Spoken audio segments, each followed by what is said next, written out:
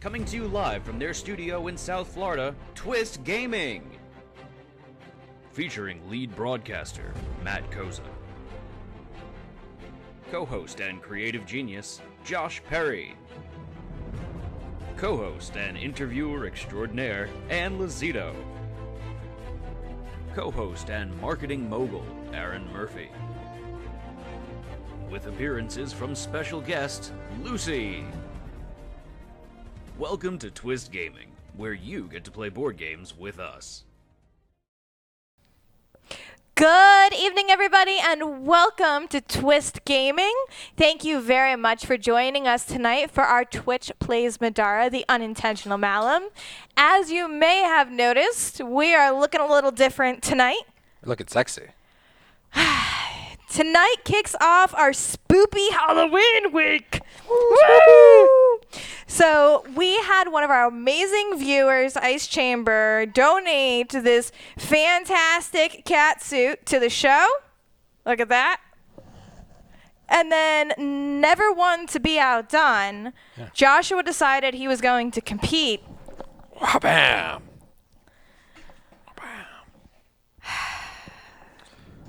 And that's what happened. Who wore better? Who wore Matt? So bad. So the boys have both tried to wear my costume before I've gotten a chance to get into it, or see it for that matter. But so tonight I am the cat. This came out of the cat suit from one of the items here on the game. Now this hat's going to come down so my hair can come out. Also, the hair went back purple. Ooh, so much hair. So tonight is, I'm going to do this quicker, okay?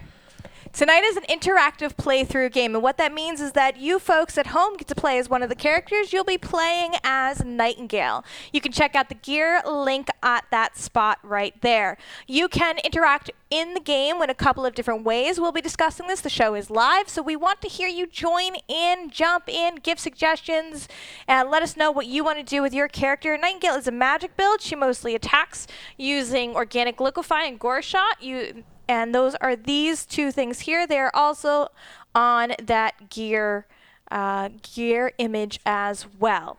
The way you interact is either through polls, yelling out in chat, or rolling dice. So there'll be some time where I yell out in chat that I need a couple of dice rolled, put up the request in chat, and you can either use the plugin to hit the roll. Die thing? It is just a tiger, Kigurumi. I'll put in the request for the die roll. You can do ! roll or hit the roll plugin if you downloaded the extension, and it will pick one of the die roll from the pool to show the faces of. So, Ann, what happened last time on Twitch Plays Middara? No, that's your job, Joshua. That's why we keep you around. So, Josh, what happened last time on Twitch Plays Middara? I believe last time we finished the side quest. Yes. What happened? Do you remember? You fell down a hole. I dropped the sword. I took a bunch of casicles by myself. Brain! And then I jumped in a hole trying to get you guys some sweet loot. Died. I was defeated because I didn't have a plank with me because someone just wants to get the plank to themselves. Nettie.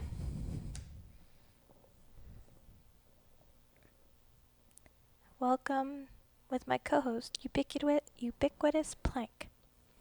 I do. I'm going to keep my plank to myself. Thank you very much. So we found out that Remi's dad, Mr. Mobster, Malik. Yes. One of his caravans got attacked. Yes. And he needed someone to go check it out. Yeah. He asked us to go ask the guards. Yes. I don't know why you can just ask the guards himself. Oh, yeah, he's an important dude. So he asked us. He had someone ask us to ask the guards. Well, he didn't ask us himself. He sent us a letter to go ask the guards to go do it. Yes. And in our infinite wisdom, we said, we'll go check it out ourselves. Of course. Because, what's the worst that could happen? We're adventurers. Yeah. So Rook was smart enough, and he picked up a chest, and he's like, oh, shit, this is explosives.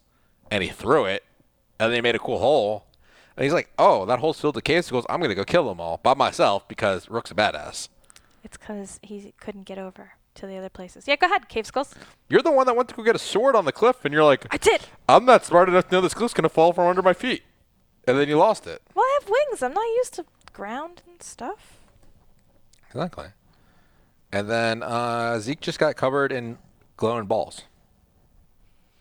That paralyzed him. We came up against the new monster, the Fragor, which is kind of like a giant, it's like an upgrade to a cavesicle. It's like an insect peacock thing, and it drops these bombs that do terrible things. Bulbs. They're not bombs. They're bulbs. Sure, they're bombs. They're terrible bombs that do bad things. So we did all right, though. So we're at the end of that, and we have story time. We collected all the loot. Most of the loot. There's some loot I couldn't get to because I can't jump. And I fell in a hole. Yeah. Bombs. Like bombs, but not. Get it? So someone's there. Remi used the nearby bushes to scrape off the remainder of the gore before sheathing her weapon. All around them, the monsters were dead. They'd done great, and Remi felt a surge of pride that she wasn't going to let her dad down. Got him, Nightingale said as she turned towards Remi and reached up for a high five. But Remi didn't move. Remi? Nightingale waved a hand at her. Without effect. Yo, Rem dog, you just gonna leave me hanging? Remi was too busy staring at a nearby hill to notice her friend. She squinted up the hill and into the trees. She saw a flash of color, something bright red against the evergreens. Two colors that Josh has trouble telling apart. There wasn't an abundance of flowers, certainly not enough to make a patch of such uniform shape and color. A few seconds of staring, and the patch moved again, giving definition to a clearly human figure. Was this the culprit, or maybe a survivor? Remi wasn't sure, but then the man ran away, and Remi made a move, assuming he had to be the former. She didn't wait for any confirmation. She didn't even feel the need to signal her friends. Remi took off running, lopping up the hill, using her wings to propel herself forward at a blinding speed. Behind her, Nightingale still stood, one hand stupidly in the air as she stared. Sounds like you. Yeah, yes. Ahead of Remi, the figure started running. The man was big, even taller than Rook, and probably wider too. The man turned sharply left, making his way deeper into the forest, but Remi didn't slow down. The tall trees the man ran into forced Remi to tuck her wings in and take chase on foot. She dodged easily between the trees, not slowing as she ran. She overtook a smaller stream with a running leap, not caring as mud splattered everywhere in the landing. Her heart hammered in her chest as he closed the distance on the retreating back.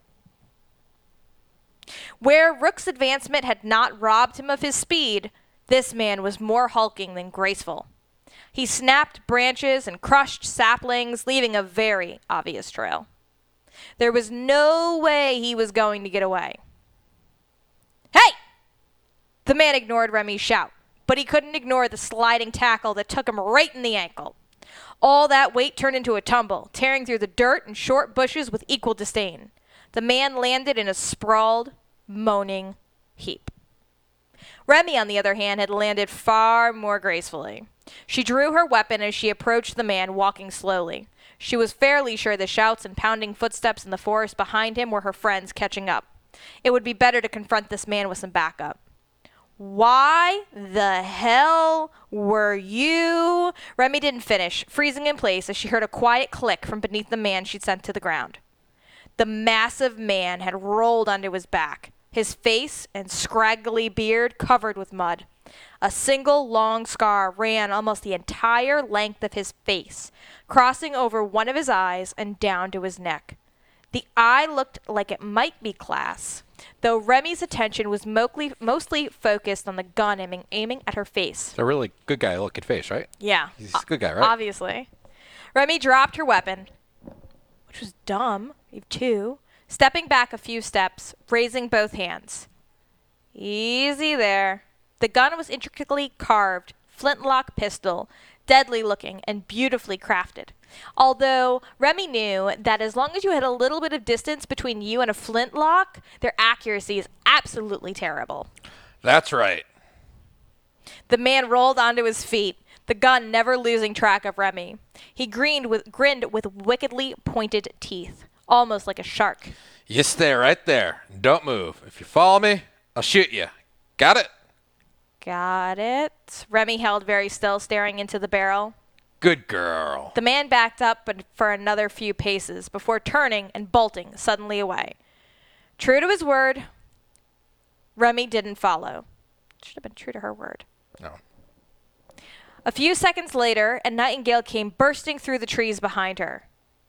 "What the hell is your deal?" she asked, gasping with one hand on her chest. Remi picked up his fallen sword, brushing off the mud. "Sorry, Knight. I saw somebody spying on us. I tried to catch him, but he had a gun." Nightingale put a hand on her hip. "Really? You mean running off by yourself in the woods might have been dangerous?" She rolled her eyes. "Did you at least catch what he looked like?" "Yeah," Remi said, picking up her weapon and putting it away. For the second time in 2 days, Remi found herself in her father's study. The group was covered in a multitude of minor injuries that made it clear they had just gone through a fight. Malik peered at the group from behind his desk, looking a bit amused at their condition. Assume you decided to not get the guards. Remi sighed and forced herself to meet his eyes.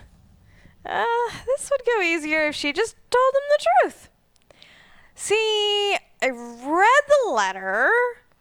Instead of having the guards investigate, we decided to do it ourselves."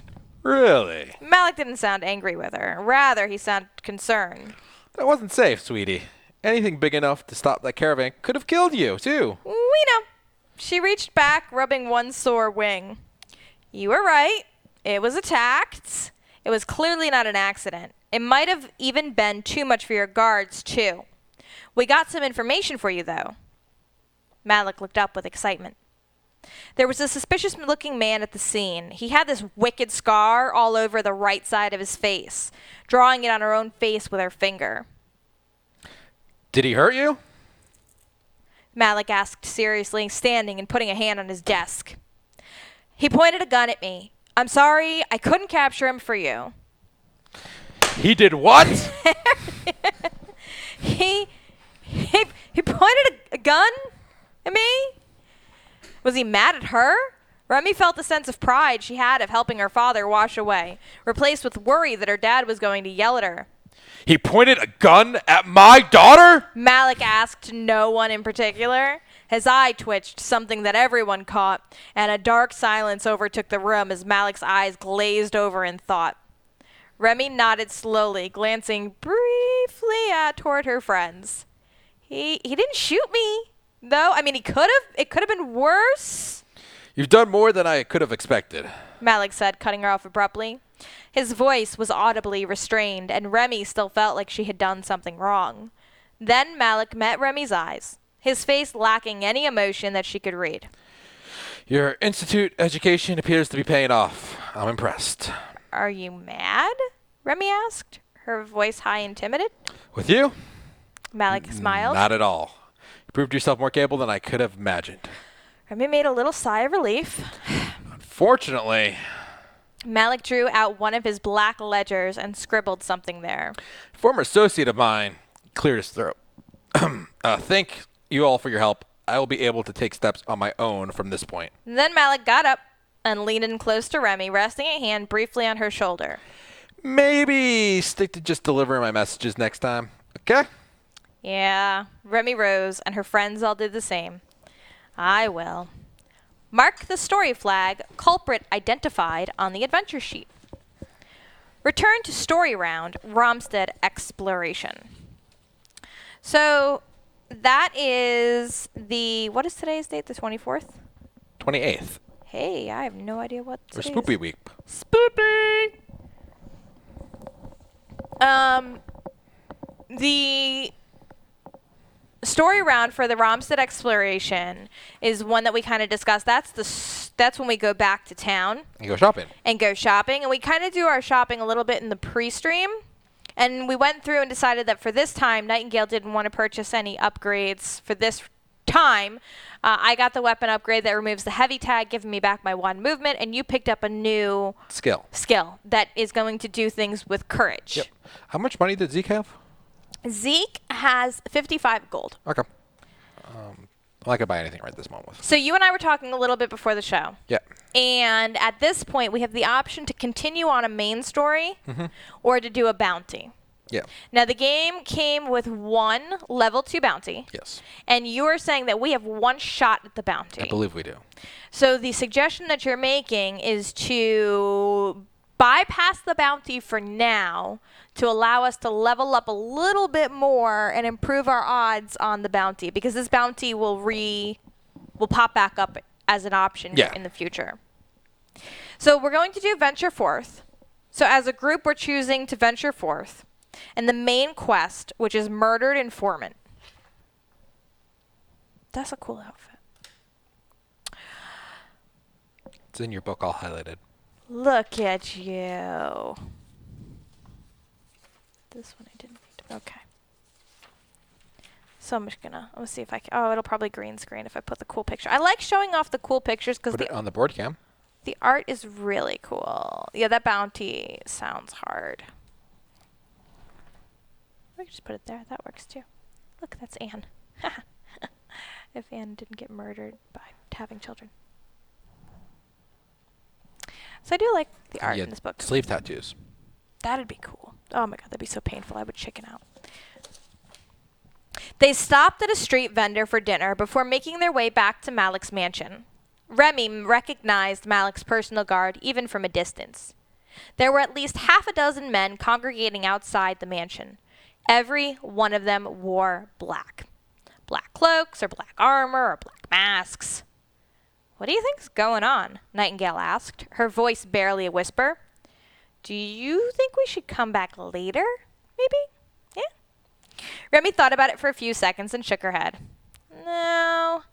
Everybody stay close and I'll get you in. Remi advanced purposefully toward the front door, squaring her shoulders and not looking away from the door. Going with purpose. It didn't work.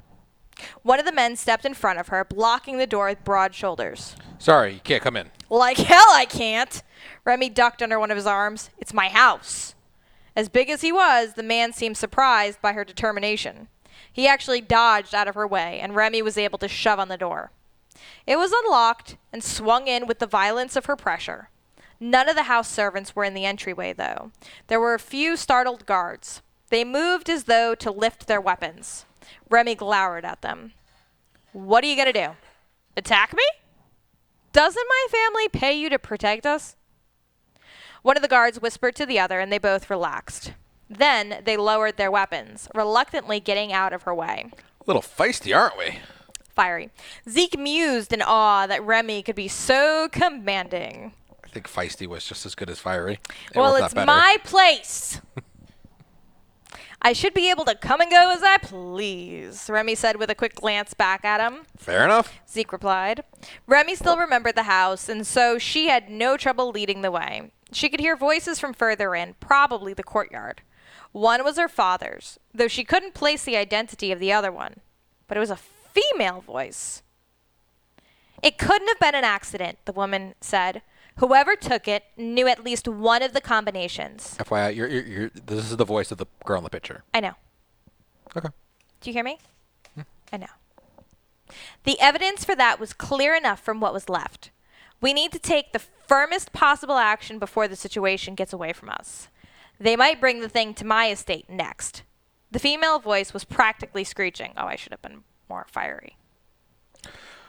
What we can't do is tip our hand, Malik replied. There are too many in the city who would seize on such a visible sign of weakness. Our reaction must be firm and swift, but not panicked. Around the first corner was a set of wide doors leading into the courtyard. As Remi rounded them, she suddenly had an uninterrupted view. Her father stood beside one of the fountains, and at his side, a sleazy-looking girl was talking to him. That's terrible. She was dressed quite casually, and her clothing resembled something someone would wear on Earth.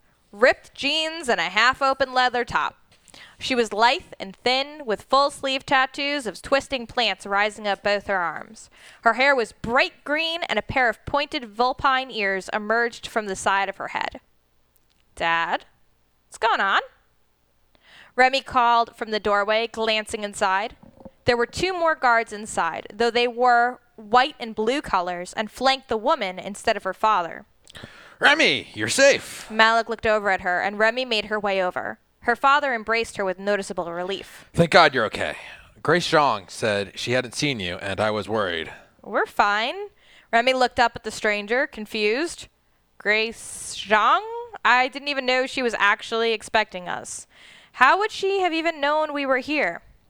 I know everything that happens in my city. The thin girl had turned toward Remi's now. Circumstances have occurred that made me and Malik worry for your safety. But I can see that you're perfectly fine. Remi blushed and then tried to straighten herself for a formal bow. Duchess, I didn't know it was you. If I had known, I would. Grace cut her off with a short tone. Oh, please, save the bullshit formalities for puffed-up royalty of Relania. They have no place here. Grace looked past Remi, finally noticing her companions. Zeke, is that you? Zeke simply nodded. He hadn't recognized Grace and realized at that moment that even if she was supposedly present for his arrival to Middara, he didn't ever remember seeing her before. Cousin! Grace squealed, her tone changing from deadly serious to jovial. Malik told me you were here. He said you were headed to my castle to stay the night. You really should have visited. Zeke returned an awkward hug. Found it in we liked before we made it. We likely would have come by eventually. No doubt. And you... Grace had noticed Zeke's other female companion, and she extended a hand to Nightingale. You're Balthazar's youngest, if I'm not mistaken. Nightingale took the offered hand, though she didn't get a chance to say anything. Remi met her father's eyes again. What's with all the guards? It's been a murder in Ramstead. Malik's expression darkened. There was a moment of shocked silence. Murder? Remi stammered. Can't be serious. Rook hadn't been introduced, but even so, he seemed to notice the informality of the meeting. Nobody would. Kill another human being when they get to live forever? Grace finished for him. Oh, they would. Don't be naive. There are scoundrels with little moral compunction here, just like back on Earth. As Duchess of Ramstead, seeing their punishment as swift and brutal as possible is my responsibility. She frowned disapprovingly at them. You should have stayed at my castle last night, where there are guards and high walls. Worse than this murder. Malik added, addressing his daughter directly. Sweetie, the man who was murdered was one of my informant brokers. The one I rely on for information about exotic magic. Whoever killed him got away with all kinds of important documents. I'm afraid that finding anything about Theodosian is going to be much harder now. Remi was frozen for a moment, unable to respond. Nightingale's life depended on learning the truth about Theodosian, and her best hope for finding it had just been murdered. Well then, we'll just have to track down the one who did it. We've already fought dozens of monsters. What's a few more? Yeah? Malik's expression twisted with a wave of mixed emotions. Promised your mother I want to get you involved in all this. Let me handle this. There's danger here you can't imagine. I'm not going to sit by and watch my friend die because some asshole stole the papers we need. Remi put a hand on her hip and tried not to look frail in the presence of her father. Grace interjected, sounding annoyed. Watch your friend die? Nightingale shot Remi an angry glance, and Remi realized what she had just said. Remi sheepishly looked over and saw that both her father and Grace were looking at her, expecting an explanation. It's really important we find out more about Theodosian. Nightingale's life might depend on it, Remi pleaded. What? Grace's eyes went wide. Where is Balthazar in all this? Why is his daughter in such a perilous position? He'd have our heads if he even knew she was in this room. We got Nightingale killed by letting her quest on her own. We'd be lucky if our heads were the only ones on the arsons took. Malik nodded in agreement. Grace is right, Remi. You can't just get involved. If anything happens to any of you, it would mean trouble for all of us. Please, just we'll take care of it. If we hear anything, we'll let you know. Remi glared back. Yeah? She glanced over her shoulder at her friends. They all watched her, including Nightingale. She was obviously trying to hide it, but there was a look of desperation in Nightingale's eyes. It was more than Remi could stand. Fine. Whatever. You just take care of it, then. She turned away. Find me if you change your mind. We'll just stay out of your way. She stormed past her friends, dragging Nightingale by her wrist. They followed her out the doors of the room and around a corner. Remi. Malik yelled after her, but she kept moving, ignoring her father. She didn't hear the rest of what Malik had to say because by then she'd already made it to the front door. She held it open, daring them to try and make her stay. I skipped like a whole line. They didn't. Continuing to sneaking into the crime scene, page 89. They didn't go far from Malik's manor. Just quick. Mine's not highlighted yet, so I'm going to try to read it, but you might just have to nudge me. Okay. They didn't go far from Malik's manor. They walked to the nearest central intersection, where a great stone balcony protected pedestrians from an impressive drop down into the city's lower tiers and toward the oceans. Nightingale found it hard to appreciate the view just now. Malik's informant had been murdered, and with him, her own future might be dead too. She turned her back on the ocean, facing her concerned friends. Well, we obviously can't wait. She just tried to keep the desperation and fear out of her voice, though. She wasn't sure she'd done a convincing job. You're right. Rook said. So what should we do? Find another informant somewhere else? No, Nightingale replied. This one apparently already had what we needed. There might not be anybody else in the whole damn kingdom who knows anything about the ocean magic. Zeke looked out over the ocean. Maybe not, but how can we find a killer that authorities can't? I can take you there. A horrible voice inside Nightingale's head resonated. It sounded like a thought, except it wasn't her own.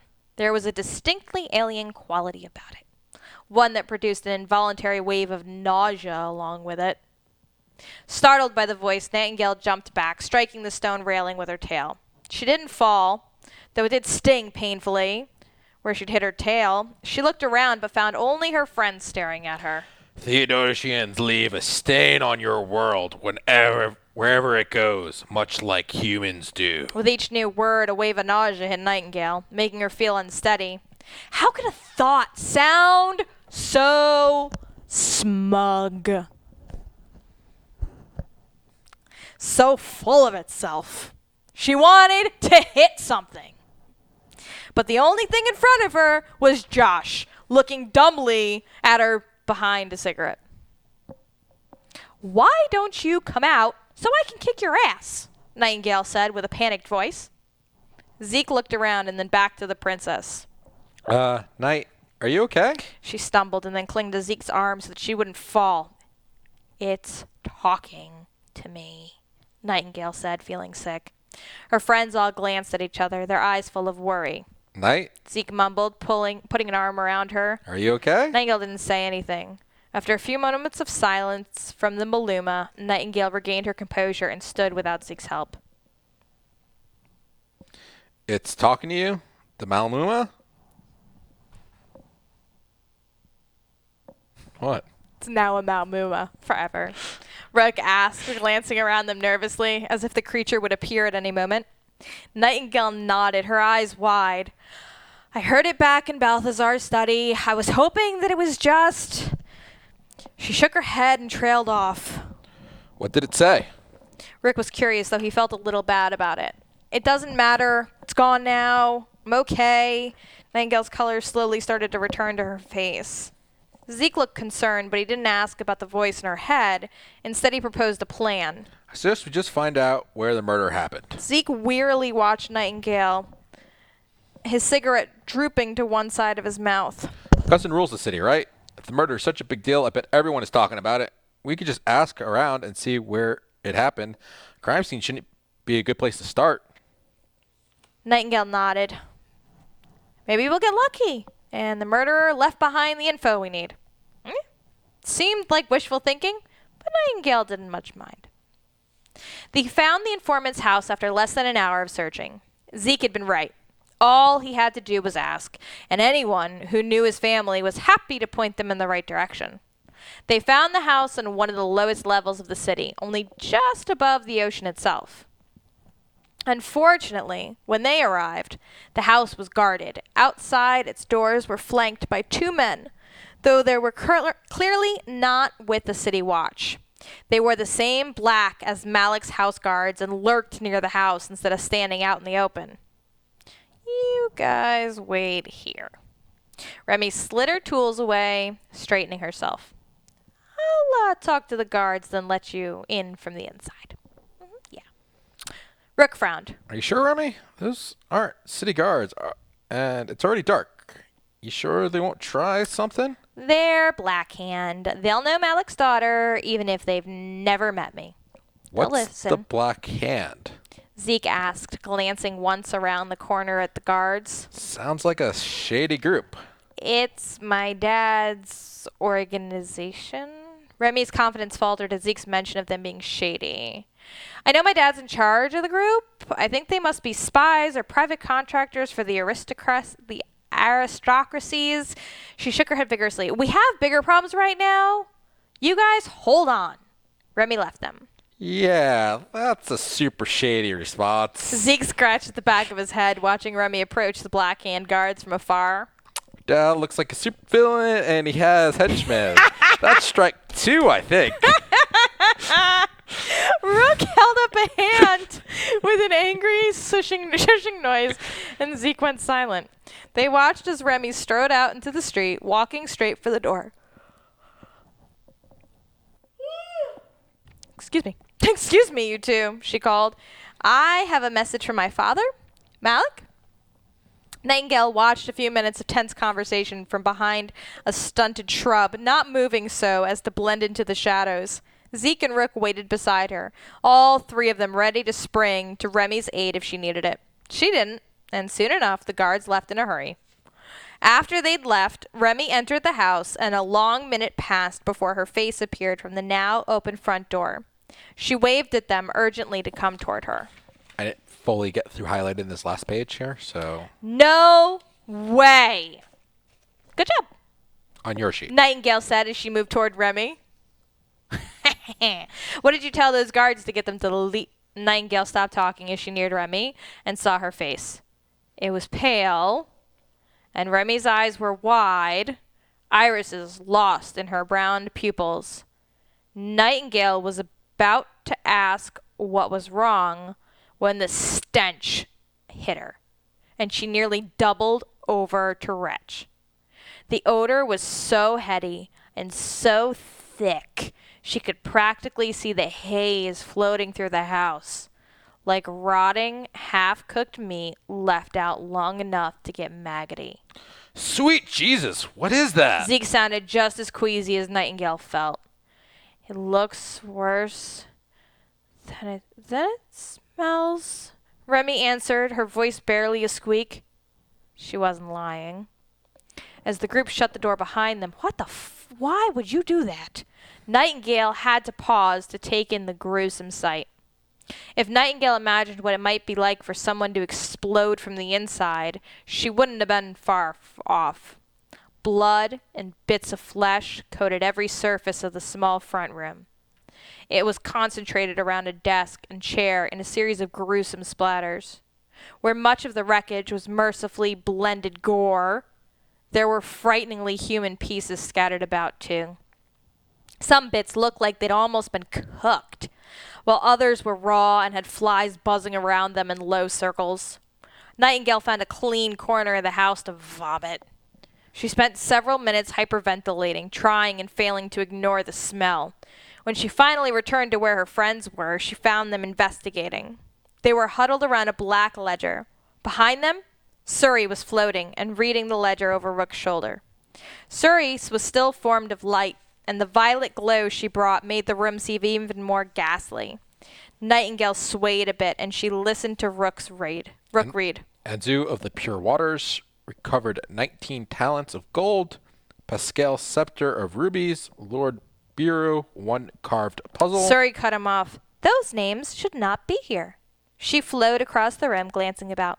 Rook, these names came from my realm. Every one of them has been killed. Amadar? Zeke frowned down at the list.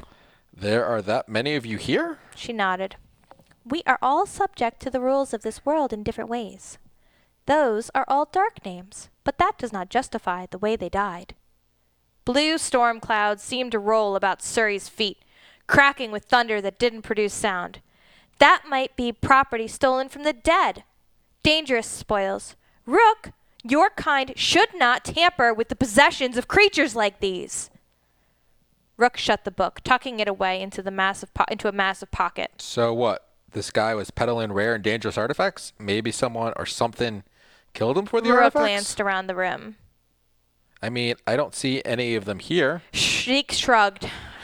I'd rather think about this outside. Good idea. Remi still looked pale as she led the way toward the door. I could use some fresh air. They were almost to the back door when something crashed from below the house. A faint female voice sounded from somewhere just below the floorboards. Though Nightingale couldn't make out the words, Rook pointed silently to a scuffed patch of the floor just in front of them. He reached down and pulled sharply on an uneven junction between two floorboards. A hatch swung open, revealing a ladder down into the gloom. The interior might be dark, but it was thankfully devoid of blood. There was no need for deliberation. Nightingale followed Rook down the ladder, Remi and Zeke just behind her. It led to a cellar bigger than the whole house above it. Shelves had been carved into the walls, and all were full. "Hello?" Nightingale called into the dark, stepping forward a little. "Is someone there?" She already had her weapon drawn. After all, this might very well be the killer. "Hello," someone replied from the darkness, imitating Nightingale's fearfully tone perfectly. "Is someone there?" They froze, and then a female form contorted within the darkness. It walked strangely, jerking and stumbling along. With a snap of her fingers, the cellar lit in a purple glow as huge eyes opened seemingly from nowhere. Continued to boss fight. Melody. Boo-doo-doo-doo. Do-do-do, do-do-do, do-do-do. Strange eyes hover in the darkness. They eerily watch in silence while emanating a purple glow that shines across the damp wooden floor of the cellar. The woman on the far end of the cellar contorts inhumanly and stares in your direction.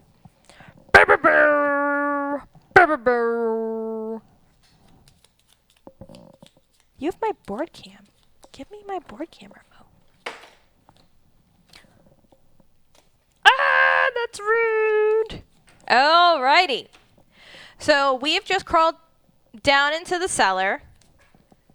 You got some wine? No. No, Joshua. No. And we have come across Melody, the subjugated oblation. So this is the boss fight. Melody draws line of sight as though she occupies the same space, oh geez Louise, as all eyes of Magdalene, in addition to the space she occupies. When Melody would be dealt damage, and there are eyes of Magdalene on the board, reduce that damage to 0 and deal 1 irreducible damage to all eyes of Magdalene instead. After Melody is dealt damage, place an eye of Magdalene on the board. Anytime Melody casts a spell, increase the force of her spell by 1 for each damage token on the eye of Magdalene with the most damage. So this is going to be fun. This is going to be a lot of magic. She has got 2 orange conviction die and an orange casting die. Her combat dice is an orange and a red. I think this is the first time we've seen a red. The second time. We had one other guy had a red. And she's got a health of 20, defense of 12, movement of 6, and armor of 1. So how do we kill the eyes? So let me get there, and then I have to get a drink of water because my mouth is very dry from reading. Okay. The win condition for this board is Melody is defeated. So the eyes that they're referring to in the writing are these objects right here. 1, 2, 3, 4 currently on the board. The lose condition is everybody dies. Special encounter rules. Melody, the subjugated oblation. When setting up this encounter, reveal small and large hidden cards. This was the large hidden card, which is just Melody's information there. It's cute little stories on the back. And the small card is for the initiative track. To access Melody's initiative and intelligent combatant cards. These cards will be used during this encounter when Melody is defeated. Read the following hidden text. So we're not reading the execution yet. Ambushed. So the way, if this is your first time playing the game, there's initiative similar to many RPGs, but instead of rolling dice, we use something called an initiative track, which is a deck of cards.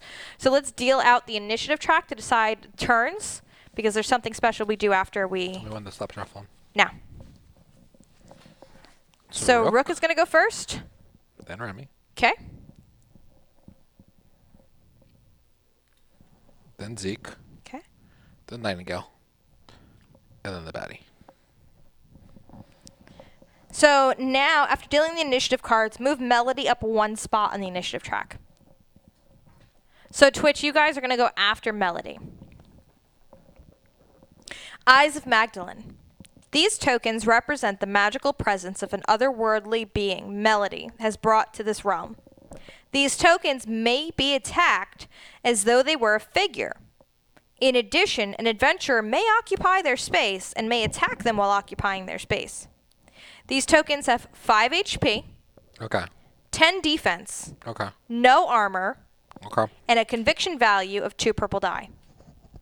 Eyes of Magdalene do not make break attacks and do not drop combatant loot.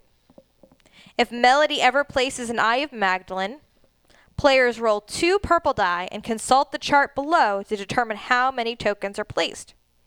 2 through 9, place 1 Eye of Magdalene. 10 through 14, place 2. Anytime eye tokens are placed, players always place the first eye token on tile UM69 on the farthest space possible from the adventurers. Then they place a second eye, if required, on tile UM71 on the farthest space possible from adventurers. There may never be more than 4 Eyes of Magdalene on the board. A connection. At the start of Melody's first turn, choose an adventurer and read the following text. From another dimension. The first time Melody has damage tokens placed on her card, after placing an eye tokens, read the following hidden text. So we got some hidden text to do, and we got some stuff to beat up. So I am going to let you give the dialogue for Rook's turn, and I'm going to grab some tea. Rook's going to go kill some eyes. 1, 2, 3, 4, 5, 6, 7. 1, 2. So we have to kill the eyes before we can damage her. Yep. The eyes kind of tank for her. So I'm going to run up closer to her because I have 8 movement. I'm going to kill the eye that's by her. Not the one all the way by her. Because I don't think. So first up, an ally within my sphere of influence is going to get courage. So I'm going to give that to Zeke.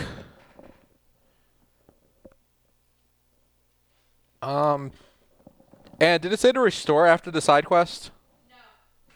No, I read what it said. Okay. No, we did not restore. Does that mean Rook's still dead? Maybe. I have to go back and look. Rook should have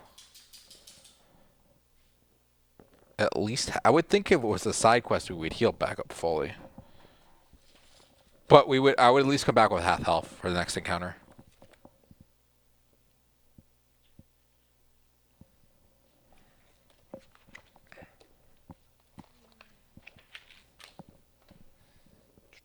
Restore adventures, yes. It did?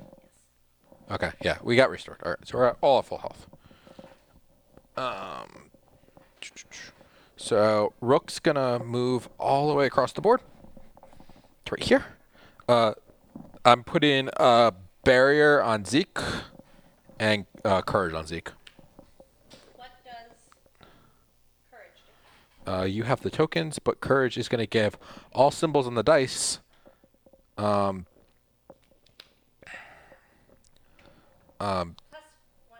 Yep. And any flips. Yes. Yeah, I don't think anyone has any flips from last time. No. Okay, so I'm going to move all the way over there, and then I'm going to spend my last 2 SP to attack the eye.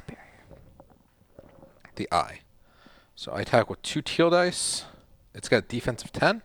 Oh, my HP needs to be fixed. Oh, what's your HP at? Oh, yeah, your HP does need to be fixed. What's your full HP?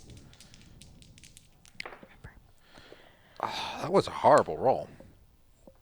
12. Just 12. 12. Okay. Yeah. Thank you.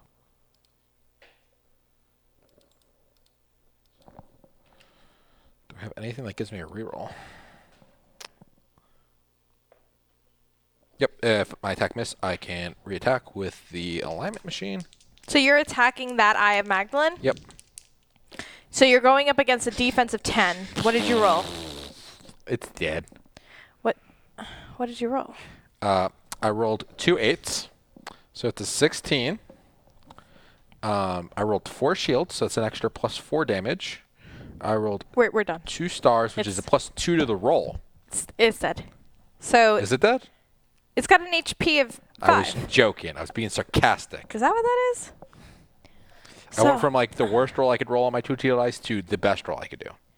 After Melody, I'm trying to... 1 irreducible to all eyes is dealt damage. Place the eye on the board. Okay. So... Okay. Do you get to move or anything else, or it's just the one? I just killed the eye. And I need a courage token, please, for Zeke. Okay. There's your courage token. I'm going to take the eye back.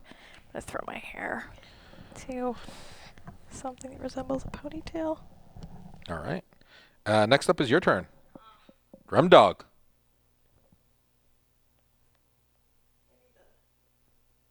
You right there?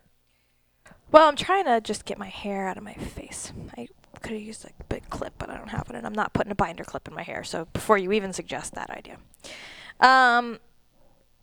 So I got my movement back up to 7 with the heavy. I've got reach 2. We're really trying to go after her and destroy these eyes.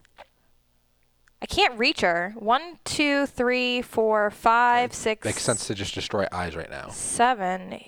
Yeah, but she's going to put them back on the board anyway. But she's not going to have 4 of them on the board, so it's going to turn out to one of us is going to be like on eye duty, and then someone's going to just beat her up. You're an idiot. Eye duty. Okay, 1, 2, 3, 4, 5. I could do 4 and attack from there with reach 2. Mm-hmm. And I'm going to roll 2 teal die, please and thank you. A little upset that they don't do loot. So that's an 11, which is enough to hit. Yeah. Enough to hit. They have 5 HP. That would do 1 damage. I have 2 shields, so that gives me 3 more damage, so that gives me 4. And I always do 1 physical damage because of my hammer helm ability, so that destroys this eye. Yay! Them eyes. Go away. That's 2 eyes. I wish I had something to let me do another turn. What? So I moved, and that's 1, and then I attacked, which is 1. So that brings me down to 1 SP. See, my Zambato's got an ability after resolving an attack you made, make a second melee attack against a different target, but these things aren't clustered together. Yep. So that's that story. And now it is Zeke's turn. Okay. So Zeke's going to move 4 spaces straight line. And he needs the 2 teal dice, please. So Twitch, while we are making it through those turns, Melody's going to come up after Zeke. Why is she going to come after Zeke? Because she's next in line. Oh, I thought you meant she was going to attack Zeke. Take a minute to discuss what you guys kind of want to do. Melody has got 2 orange conviction dice, which are good but not great, so she's pretty susceptible to magic damage. Okay. I rolled a 13 plus 5 damage just from the symbols. Okay. Because I have courage. So this eye is destroyed. And Rook gets an SP. Because he did damage while he had courage that was from you. Yep. Okay. So now it is Melody's turn. We have 1 eye left on the board. Could you please make this a little smaller? Yes, I can. Thank you very, very much. I'm going to scoot this over in the other direction. Is that better? No, you crop the box. It's smaller. You crop the box. It's not cropped on top. That's the whole size of the window. Okay. So if you want the top of the card on there, you have to raise the camera up a little bit. Could you I can make it a little bit smaller if you would like, but Yes. Okay, yes, that's good. Ew, Good. my hand's flooding. Yes, okay. So this is almost all of the board. That's the whole board. Okay, so it's important to note here, one of the important things for for Melody is line of sight. As we mentioned earlier, the eyes give her line of sight everywhere, but there are a lot of obstructions on this particular board, specifically the barrels. So the first question is does Magdalene, are there no opponents adjacent? Yes. Cast the spell 6 against all opponents within line of sight. So this eyeball has line of sight to nothing because this barrel is a block and this barrel is a block. However, there's line of sight to Rook and there's line of sight to me. Thanks, Joshua. what? You're the one that decided to stand there and attack that eye. You could have hid behind the barrels. Cast the spell 6 against all opponents with line of sight. So she's going to do 1 orange casting die and add the result of that to 10. 6. Move in and pew pew the last eye. Need to queue up a heavy hitter to smack her while there are no eyes. That's probably a great idea. Great. 12. Hate you, Joshua. Rolled a 10. So you do not pass the conviction check. I have a white die upgrade for my conviction. You get a little heal token on your heart box, by the way. Oh, because I dealt damage? You're absolutely correct. And I get one too for my sword. Do you have something? I have some here. Okay. Okay. So I rolled a 7.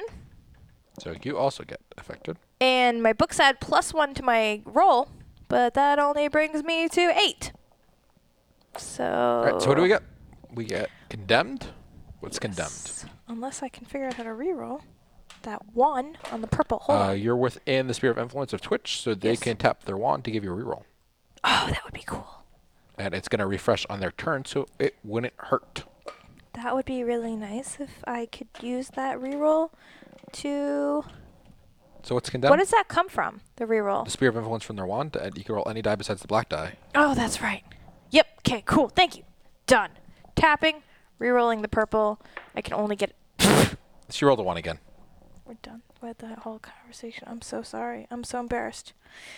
Condemn. Roll the black die. If the result is the skull, you're defeated.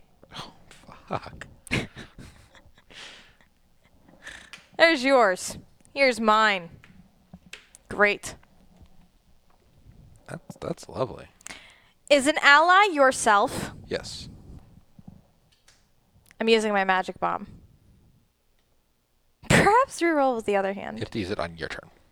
Why? But yes, you can use that. Why do I have to use it at any time? Does it say use at any time? No. And that means that you have to do it on your turn. Cool. So that's what I'll be using to get rid of this nasty thing. You're going to have to roll it once, though. What? You're going to have to roll it once, though. Great. Let's hope I don't die. So then now, is there an opponent adjacent? No. Is there an opponent within the line of sight and this ability has not been used this encounter? Yes. Summon Exalted Esper. Minos, the contractor, against the opponent with the highest armor value within line of sight. So how does that work, Josh? I need the large cards. Do you have them over there?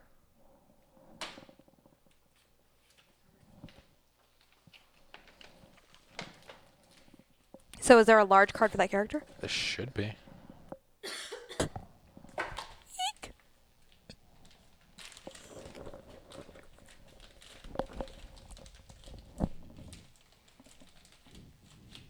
Yeah, that would be against Rook. Oh, poor Rook. Oh, this is the summon ability that I started Yep. going down. The Warden, Merchound, Corpse Collector. No. That's interesting. No. Some of these names are not good. What is it? Exalted Esper. Is it the... Yeah, but...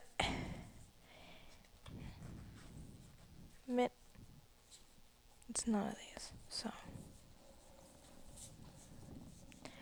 Sorry, guys. If we were... I'm going to go grab the other box because that should have the mini in it. Minos. That's what you're looking for, they said. Okay. Hey, these look like players.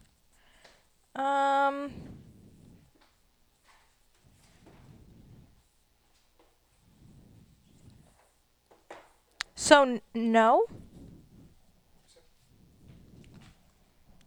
Are you sure it's that and not like one of these little ones that you get? What is that I keep on stepping on?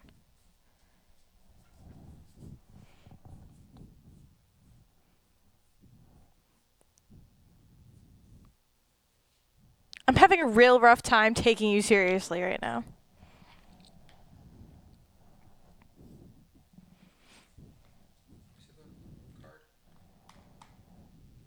There you go. Cavesicle, Cavesicle.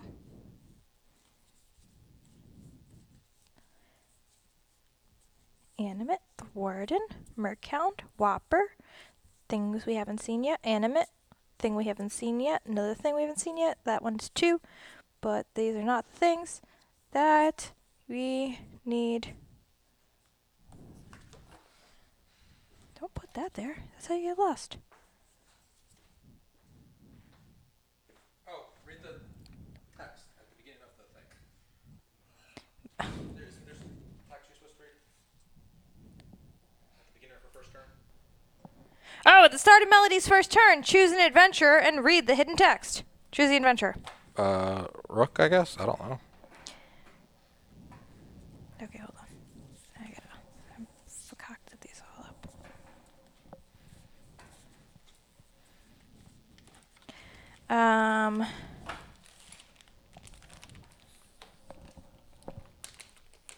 Where is that other show that we owe you? Because you gave him a special button. You don't just have a D4? No. Cool. 1, 2, 3, 4, 5, 6, 7, 8, 9, 10. I'm 1, and then we're going to go that way. I'll put these back in. So we're going to roll a d10 to figure out who the adventurer is that we should choose for the thing. Rolled a 5. Okay. 1, 2, 3, 4, 5. 1, 2, 3, 4. To you? Yeah. I wish I wouldn't have changed my mind about how that should be done fairly. You feel a strange sinking feeling in your gut as ethereal strings tug at your very soul and stitch it to someone else's. Great. Gain the tether token. Anytime Melody is dealt damage, you are dealt that much irreducible damage. Anytime Melody heals, you heal the same amount.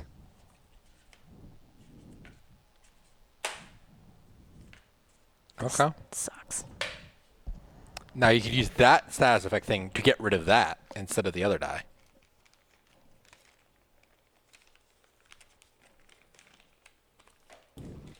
I wonder if that is genuinely the case. So is there a thing for this? Poison, paralyze. Ah, there it is, tether. Is this a status effect that can get taken away with the magic bomb? Is it a status token? I mean, this one refers to it as a tether token. So I'm not sure. I feel like that would be against the spirit of the thing. But sometimes, like, you just get lucky. This says, Remove an effect from an ally within the sphere of influence. Doesn't say status, so I think no. No, Okay. just as effect. Oh, okay. So... Does it say anything else? No. Nope. So this is summon Exalted Esper Minos the Contractor against the opponent with the highest armor value within line of sight. We're not finding it? Not finding it. Can I have the large cards again, please? Sure. Exalted Esper. And again, you did look through these ones, right? Those are familiars, not Espers. I was looking at a different deck of cards that might have them, but they weren't them.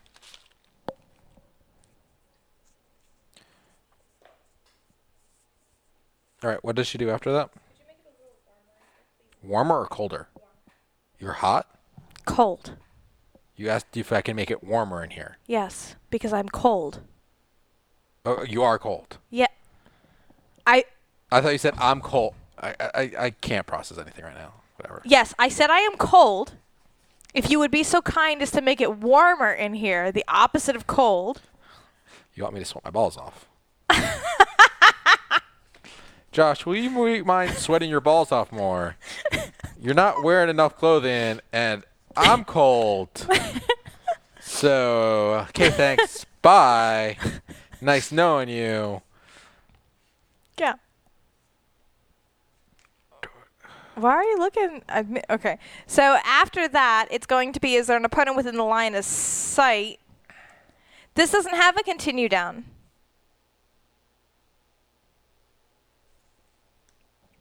I have an enslaved spirit. That's not it.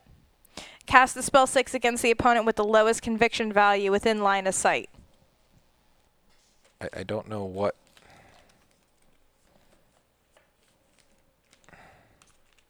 Can I see your card, please?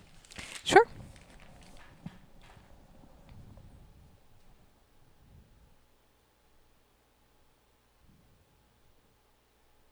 I mean, we read it, and it hasn't changed. Just like small card is what's pictured in the rulebook. Yeah. Like the familiar cards, because that's where the Espers are. No, those are familiars. Espers are big cards.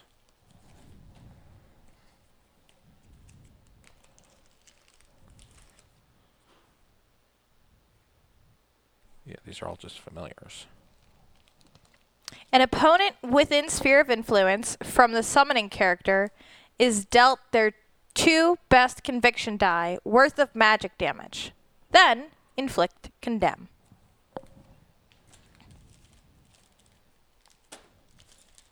But it says to summon the Esper,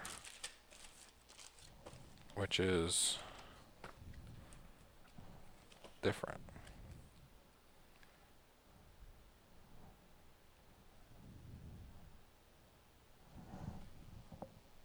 Exalted Espers. Okay, it says Exalted? Yes. Okay. You It's in actually this- have the card in front of you. It's in a different deck here, and I thought I went through it. And I see the card in the book. Thank you. I didn't see him when I went through it, though. Oh, because I have the Exalted Espers in the back. I looked through everything, and then I got into the... This is creepy. Minos, the Contractor. An opponent within Sphere of Influence is dealt their 2 best conviction die worth of magic damage. Then, inflict condemn. This condemn ability is kind of garbage. It's a giant chicken with a top hat. Okay. And a piece of paper. Yeah, oh yeah, I turned the fan off. I know what you did. I'm freezing. And you are a chicken. Okay, so what does he do? That's a sweet hat. Yeah. Summon that's pretty him sweet. against the opponent with the highest armor value. So he's going to summon it on me. Yes, so you are going to take your 2 best conviction dice worth of magic damage. Oh, wonderful. Then you're going to get condemned. Granted, I'm already condemned. you're already condemned. Yeah, can I have... Oh, you give it back to me. Thank you. I rolled a 7, so I'm going to take 7 damage. What? How do you defeat these? I think that's just a one-time ability, right? What does it say? Summon the Exalted Esper, Minos the Contractor, against the opponent with the highest armor value within line of sight. But what does the text say above that? Is there an opponent within line of sight and this ability has not been used this encounter? So it's once per encounter. Oh, okay. It's a one-off. It only happens once. The chicken. So he does 7 That's a damage to me. one-off. And then the chicken flies away? So I'm at half health. Didn't even... And just like, holy shit, there's a giant chicken with a top hat and just smacked me in the face. And then it ran off. That's appropriate. Okay. And then there's one for the first time Melody damages tokens placed on her card after placing any eye token. So that's first. Okay, so then let me ask you a question. There's no arrow down here. So is that the end of this, or did we do the next next step? Say continue down. That's what I thought. Okay. All right, so that's the end of Melody's turn. Okay. And that was pretty terrible. All right, let's switch his turn. I don't think I can get rid of magic damage is rough. So now it is Twitch's turn. What they were discussing was moving up forward and dealing damage using Gore Shot against the eye. If only Tether worked both ways, and she also took 7. Yeah, but I got Tether and not Rook. So how does that is whenever she takes damage, you take damage, and if she heals, you heal? Yes. Is it If she heals, I heal. okay? If she takes damage, I take damage. Okay. So it's one way. You didn't have to do a cast check to see if that happened. It was Automatic. Automatic? Correct. Okay. Gain the tether token. Period. At any time Melody is dealt damage, you are dealt that much irreducible damage. Anytime Melody heals, you heal that same amount. okay. You might die. I hate you. All right. Twitch wants the PPO. Is the tether damage irreducible? Yes, it is. Yeah, it's irreducible. Yeah. But I don't see how she heals. It just that's the tether ability in general.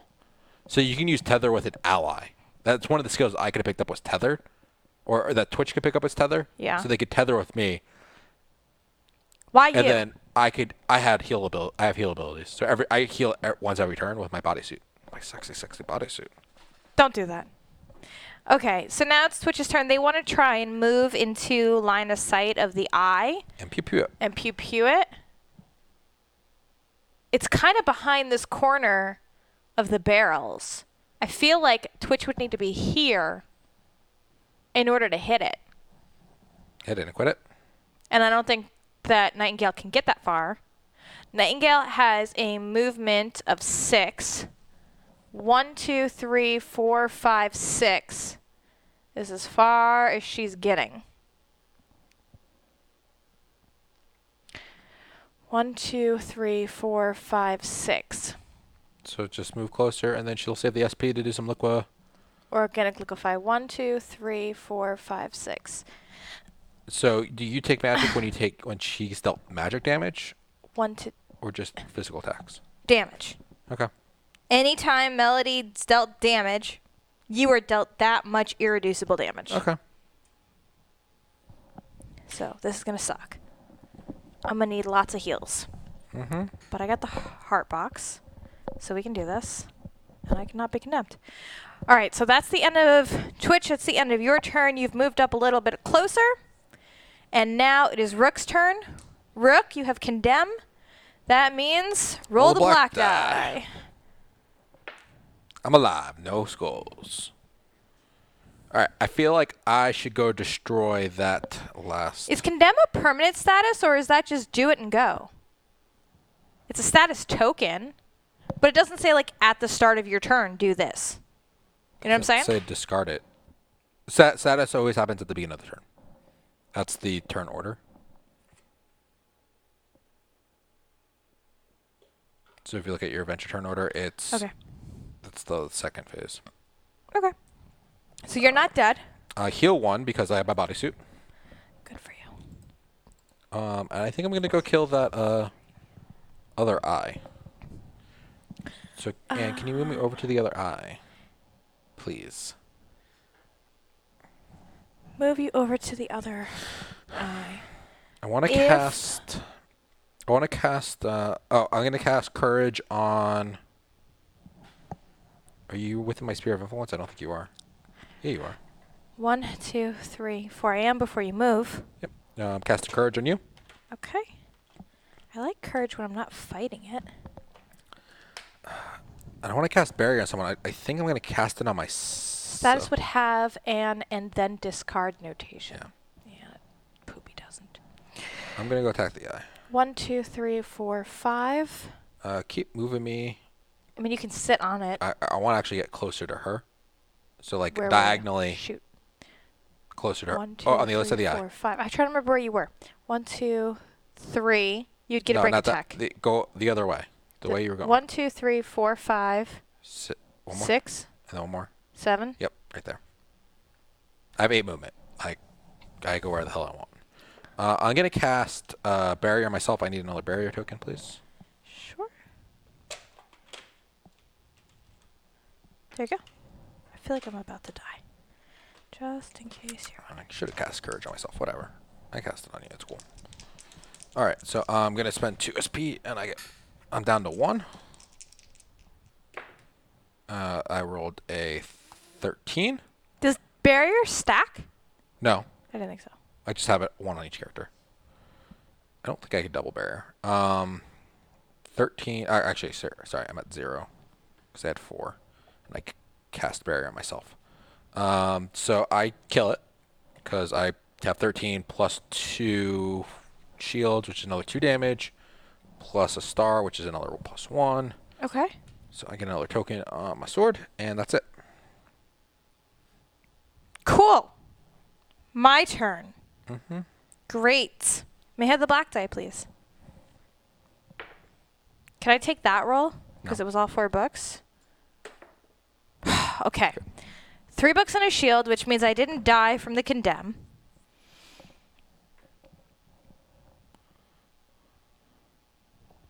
I have 7 movement.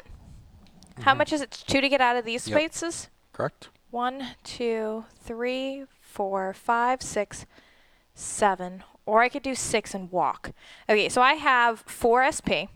Okay. I could use 1 and move here. Okay. So 1, 2, 3, 4, 5. What did I do? 1, 2, 3, 4, 5, 6, 7. Okay. I still have reach 2. Okay. This is going to suck. Does she not move at all? She just stays there? She's got movement of 6? Oh, is there an opponent adjacent? So, if there's an opponent adjacent,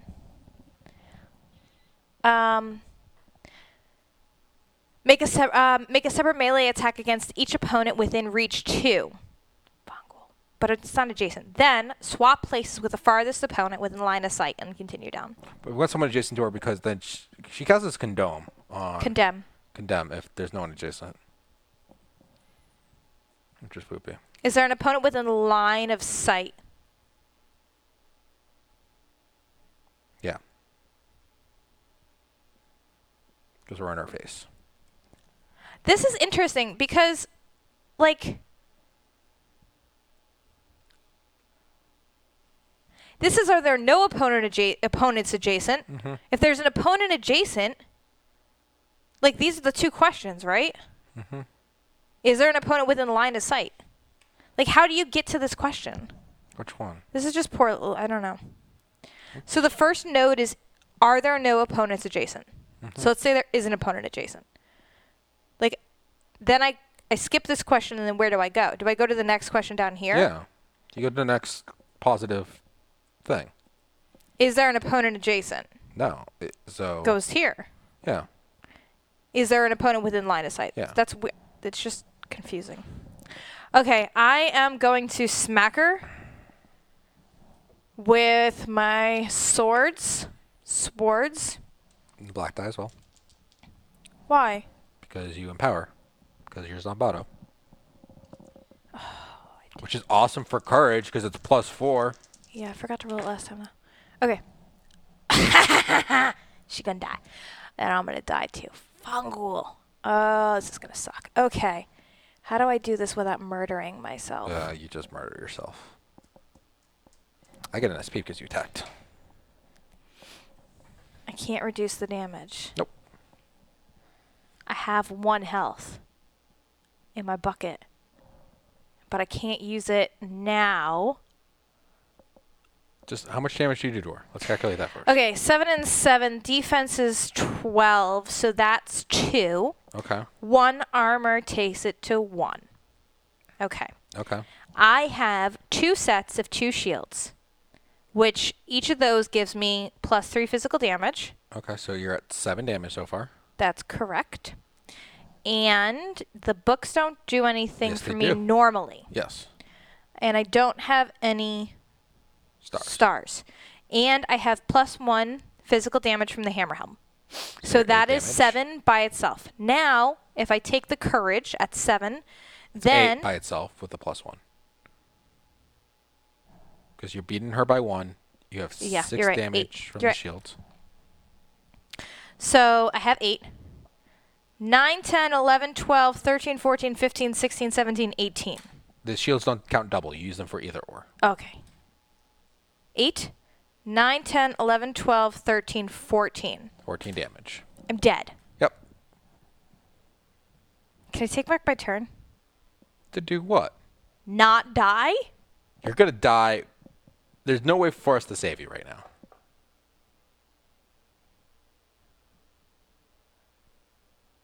What would you do to save yourself? Not hit her? And then when Zeke smashes her face in on his turn, whoever was getting tethered was going to get screwed.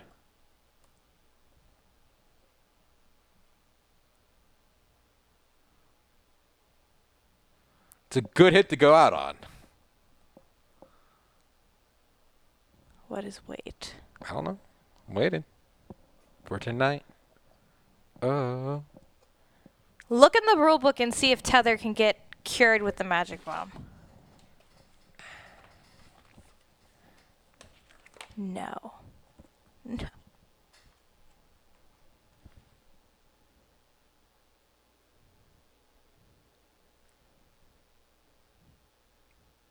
It's not listed as an effect in the back of the book here.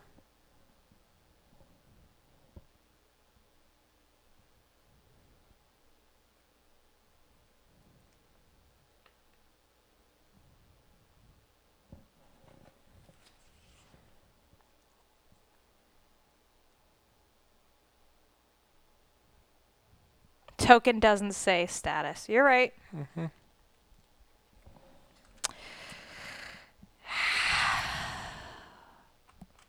Okay. Cool. So, You went out swinging. 14. I hate you. It has 6 health left, Dan. Yeah, but I'm dead, Joshua. That's the point. You're fine. You just got knocked out. You're not dead. Yeah, I don't feel really great. Okay.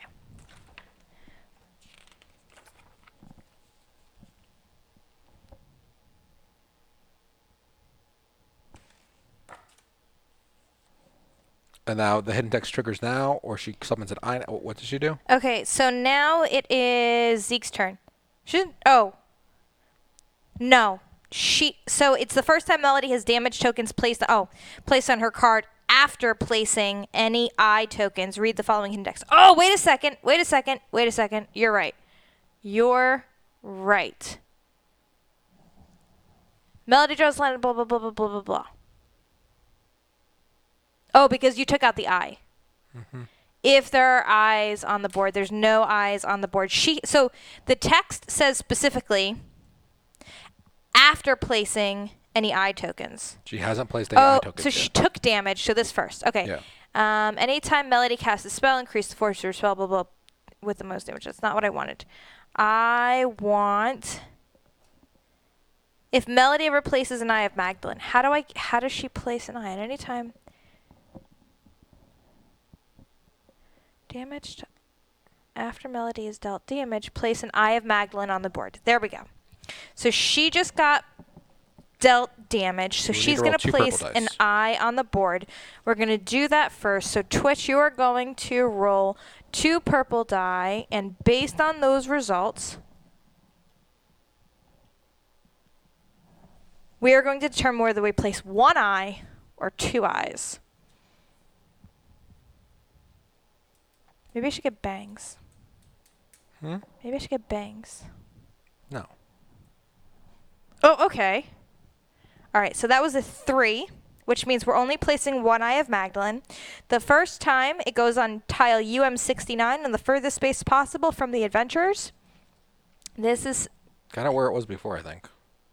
Well, it's got to be furthest from here and furthest from you. So here-ish? Yeah, that's where it was before. Whatever. Okay, so now... Melody screeches at her fresh wound. In a high-pitched voice, she screams, "I'll kill you!" Wait. Read what triggers the text? The first time Melody hits damage tokens placed on her card after placing any eye tokens. Read the following hidden text. I'm pretty sure I've repeated that 5 I thought times. you said she had to get damage after she's at least placed an eye token once, not after she placed the eye token. Just the order of events was off. Over and over, she waves her hands through the air. With a loud crack, the floorboards explode all around you, and 2 women claw out from beneath the dirt with large weapons. You realize, in horror, that this crazy girl is a summoner of some sort, and she's brought some friends to aid her in her fight.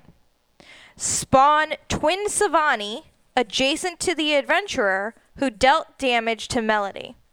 When placing these 2 figures, if possible, place them in a flanking position. Then continue your turn as normal. So, I died. Do you have any more damage you could have done with that attack?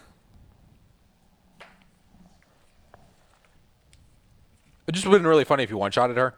Because you were not far off. I mean, I guess she does have 6 health left.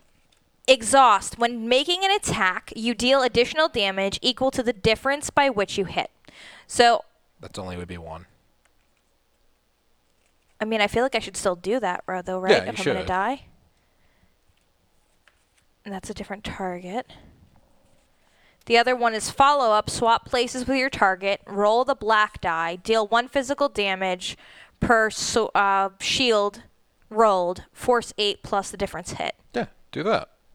More damage. Okay, so for this, I'm going to use the Zambado one then. So you did the extra damage for the first one? Yep. So that's 15. Okay. And then the Can I other have that one box right next to you, Ann? is this one. The promo box. The other one comes from the poleaxe, and that is... I'm kind of happy that you made this a little smaller. I can't see though. Swap places with the target. So I'm over there. Can you follow up when reduced to 0 HP? Yeah, that's a question too, Josh. Can I? I don't know. I guess technically not, because you're dead. Because the tether happens immediately, right? Yeah. Okay, fine. I think that's probably right.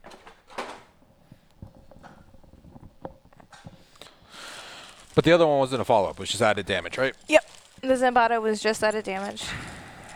Do I have anything else? No. No.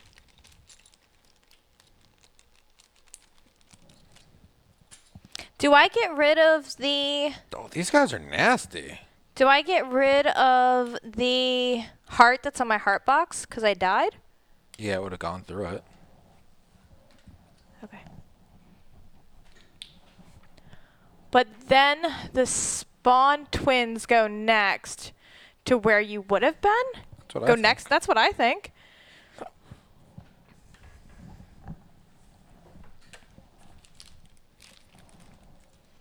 I think you need to roll a black die for them. Possibly 2. They don't go together? I'm not sure. They're considered 2 separate.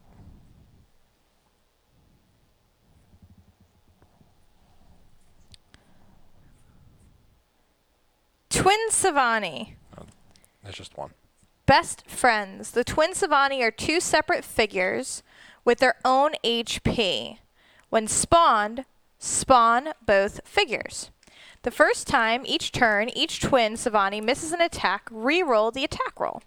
Nimble. The first time, each turn, each twin is attacked, dodge. Is there an opponent within reach? So these are two different ones, right? Mm-hmm. But there's just one on the thing. One card. One shield, so that's going to go one after you, so they're going to go after Zeke. And then you got to take mine off the truck. So they would have gone flanking, so they're going to go here. Okay. Which puts them adjacent to you. So that's that card again. Did you see their attack dice? So their attack die, I can't see them, which means they don't exist, right? Sure. 2 bright lime green, which are going to suck for us. Is there any other attacks? They just get summoned and they're flanking, that's it? Continue your turn as normal. Yes. So now it's Zeke's turn. Okay. So they have health 10, defense 12, movement 6, and no armor. So they're nasty hits, but defense of 12 with health of 10 isn't bad. They don't cast. Their conviction die are 2 red die. So they're not susceptible to magic damage. I think that you better figure out how to get Zeke over there to kill them. The tether thing is gone, though, so there's that. All right. So Zeke needs to... 1, 2, 3, 4, 5, 6, 7. Is that a statue in the way? Oh, you're gonna have to stand up. I can't see if that's You're going to have to stand up so that the you space right in front of Remi. Remi's not on the board. I'm at front of Nightingale. Yes, there's something there that's got a red border. What's Melody's conviction? 2 orange die.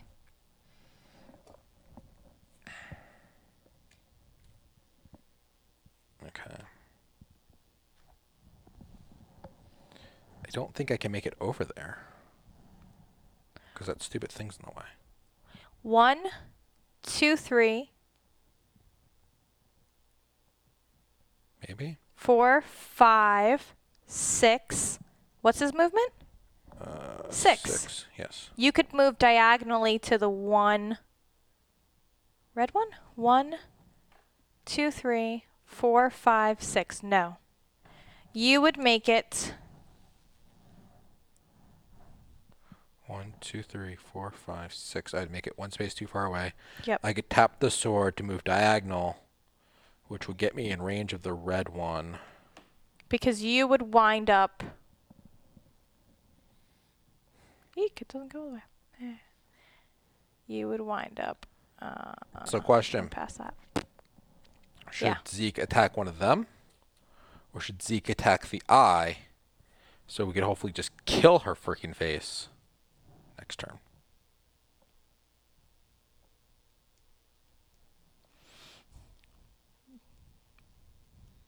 Because you think that Nightingale...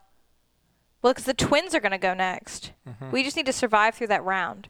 If we can get Nightingale to attack Melody, I think she could easily do the remaining 5 damage that's needed. Okay. So, yeah, I think Zeke should get the eye. Okay, so we're going to move Zeke towards the eye then.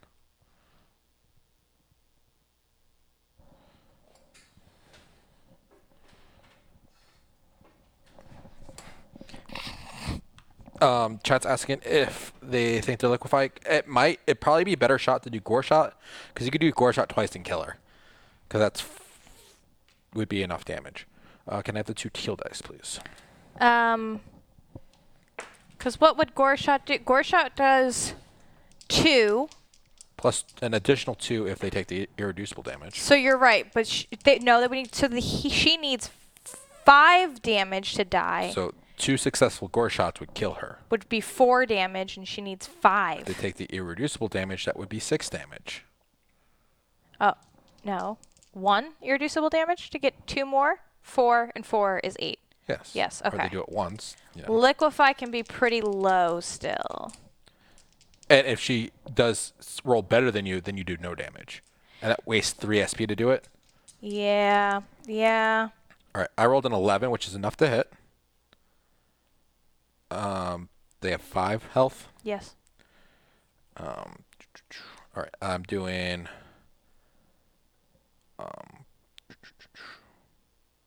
It's not an opponent, so I don't get a plus any of that. I get plus 2 physical damage, so I'm doing 2 damage right now. And I need to do 3 more. 3 more.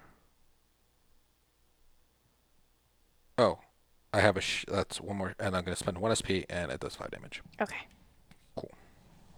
It's dead. We have to single hit 5 damage. 1 hit Oh. will spawn the eye shield. That's true. That was a very good point. That was a good point.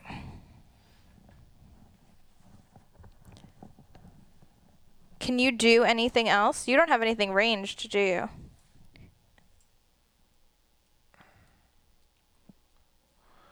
One, 2, 3, 4, 5, 6. 1, 2, What are you counting? 3, 4, 5. Just seeing if I could have got a space closer to do that, but I don't think I could have. We still have ambition. Yeah. 1, 2, 3, 4, 5, 6. Yeah. I can't get any. I can't go close enough to do another attack.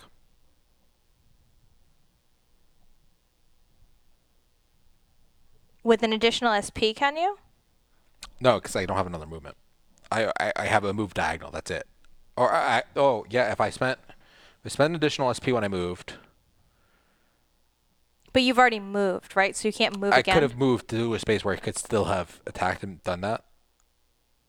So move me 2 spaces. Move me adjacent to red.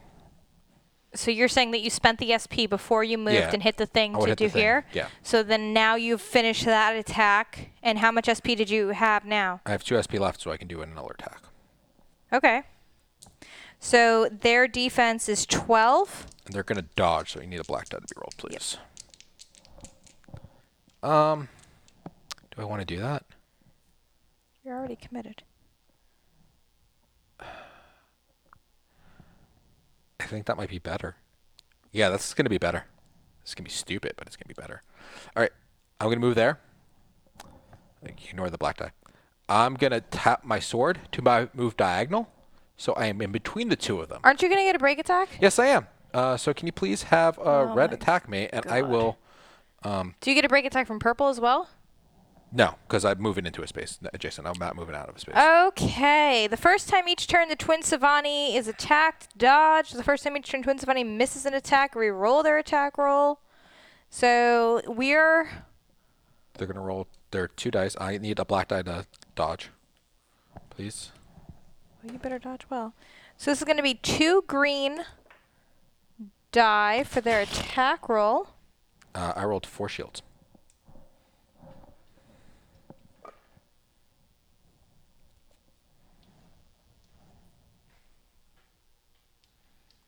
So they rolled a 5 and a 6. That is an 11. I rolled 4 shields, so it misses. I will counter this attack. Can you counter before they re-roll? The first time each misses an attack, reroll. Yeah.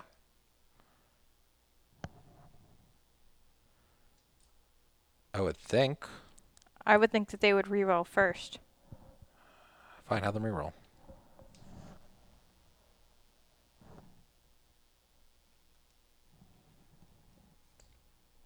So here's the thing. Either I could beat the shit out of blue because now I'm flanking with Zeke or with Rook. Purple. Or purple. Reroll the same attack. So it's against the same defense. Yep. So I 6 still and win. 7. I have +4 because I rolled 4 shields. So I'm at 15. Okay, and that's just 13. Okay. So Do they? Oh, that's just physical damage. Okay. So they miss. I'm countering. Okay. I rolled an 8. Their defense is a 12. You rolled an 8. Which one are you countering against? Red, red. because red's the one that's hitting you. Yep. I can't reroll it at all. Did Twitch get their reroll back? Yeah. She's not within sphere of influence, is she? I'm not within line of sight of her, am I? No. Do you have to be within line of sight to be within Yes, sphere you of have to be influence? within line of sight. Okay. So I lose courage, sadly. And then you just missed your counter. I missed my counter. I haven't done an attack yet. So Okay. I can either attack purple with the flanking bonus, Yeah. possibly one-shot it, or I can kill Melody? Melody. Sounds like a great idea. Kill Melody? I think that you should kill Melody. I don't know. I mean, I wonder. But they also need to use their dodge and attack. Yes, they do need to use the dodge and attack. So Do you think we'll get anything special if we kill them? It doesn't say anything, getting anything special about killing twins. Oh, does the mission end when we kill? Yeah, kill Melody. We might get some loot, but I could pretty much take out Melody as long as I don't roll too bad.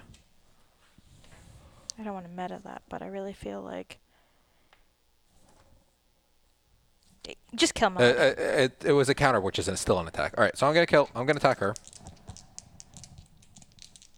You're attacking Melody? Mm-hmm. I rolled a 14. Okay. Defense is a 12. Armor is 1. I have 2 armor piercing, so ignore the armor. Doesn't matter. Okay. So I'm doing 2 damage to her so far. I have 2 shields, which is another 2 damage, so that's 4. I have 3 adjacent opponents against me, so that's plus 3, so that's 7. Plus a star, which is an additional 2 damage, so that's 9 damage. She did. Like me to do any more damage? Yes, please. I can attack again. What are you going to attack? The darkness? Yeah. Could you have done this? I have plus 2 armor piercing from my assassin punch dagger. I'm not flanking. I'm attacking. Technically her. I'm not flanking her. I'm attacking the. I'm not attacking the purple figure. I'm attacking Melody. the boss. So she's dead. So she's dead. Okay. So she's dead. Cool story. Continue to the one that got away. Page 94. Oh my gosh. So big. Right for the next target. The woman had collapsed from the weight of her wounds, blood pooling about her. Her summons were gone. Wrong one. The one that got away. Next page. Gah! I have the book in the right. I have those in the right page order, but you can read from the book if you want, but because nothing's highlighted. Nightingale slumped against a wall. The monster and its summoned minions had torn apart most of the cellar during the fight. The grotesque girl might have cut her to pieces right there if it wasn't for Remi's screams. Just as weak as Nightingale felt, but somehow determined anyway. Hey! Hey, you! Remi yelled. The feminine shape snapped violently in Remi's direction, or at least its head did, facing her through the gloom. You work for the... This doesn't make sense. Are you sure? No, I don't think. You said the one that got away, right? Oh, that was a lose condition. Set her free, page 93. Okay. The woman had collapsed from the weight of her wounds, blood pooling about her. Her summons were gone, and she stared down at her ruined body in shock. Despite the damage, her voice sounded only surprised. Human flesh is so feeble, she muttered. The monster held out one arm in front of her. She was almost surgical in the way she inspected her many wounds. She shook as she pushed her scraps of clothing against a deep gash in her belly, but it did little to stop the bleeding. Rook wasn't fooled. He held an arm out, blocking Nightingale's path to help the fallen woman. She isn't what she appears. That thing isn't human. Nightingale glared at him, though she didn't try to force her way past. Rook, she's dying. We can't just let her bleed to death. Rook didn't budge. Nightingale, do you know what that thing is? She retreated a step, frowning. No. Just past him, the imitation of a woman laughed and cackled. Listen to the big one!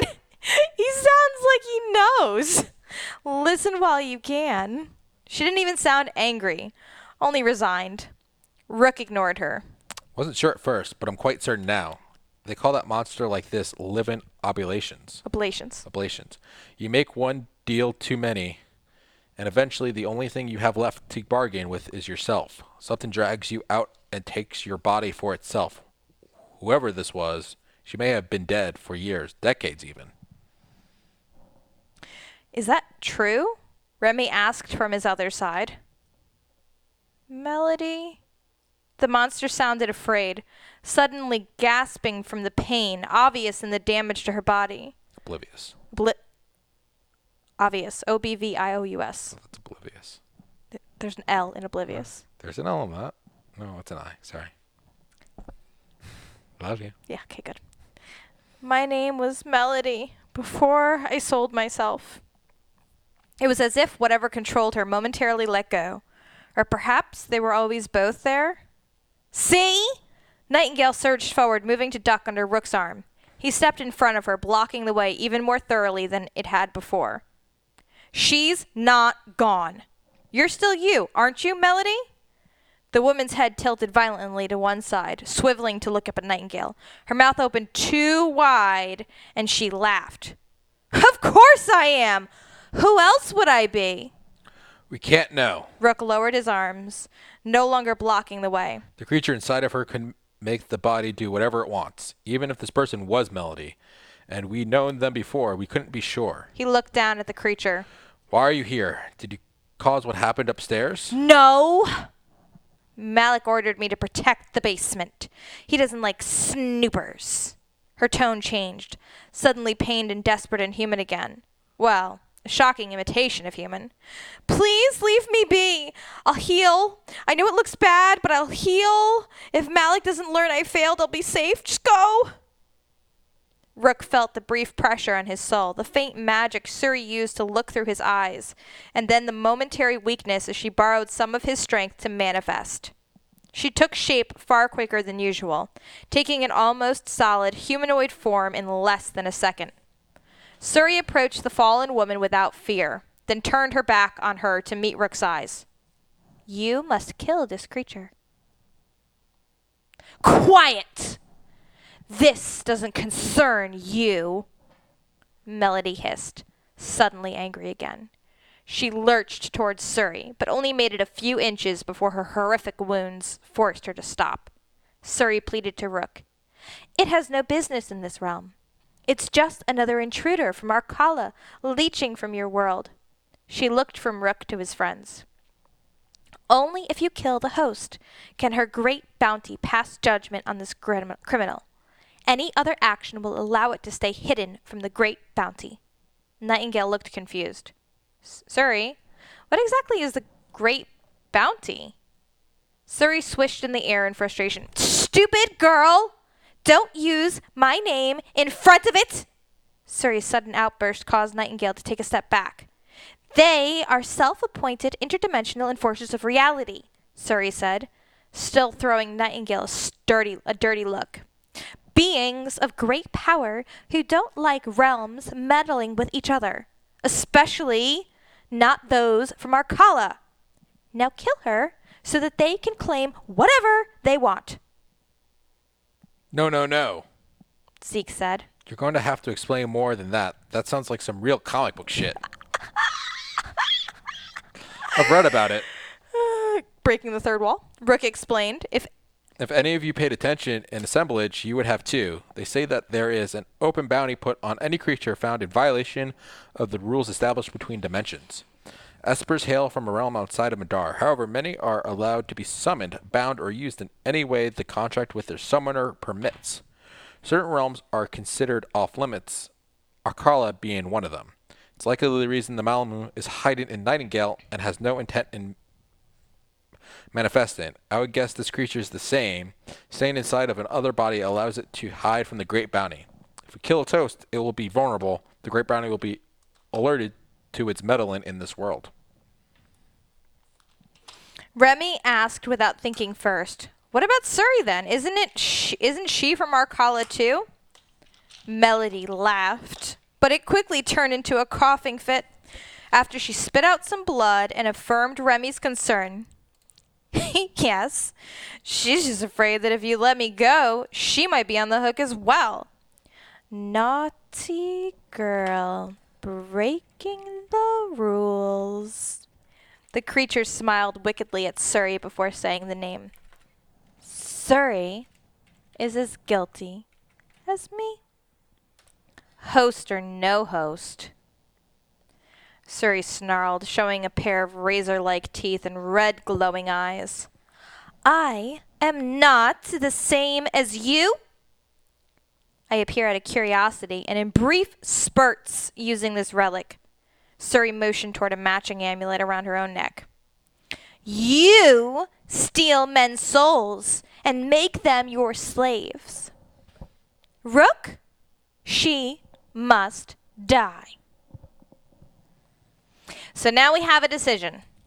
The adventurers must decide what to do with Melody.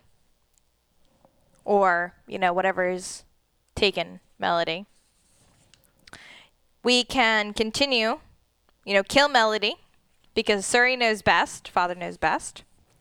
Or we can let her live and see if she proves to be useful. I mean, she's kind of a cool summoner.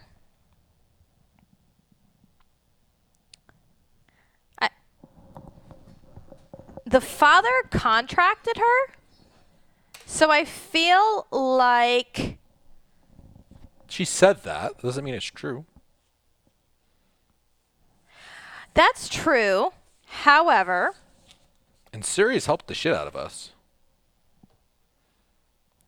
Yeah. I mean... How does she know that about the father and the black hand, like the stuff? Who? Melody. Melody might have been the one that killed the person upstairs and has been following and just is using this as an excuse to not kill her. But purple hair. Don't care.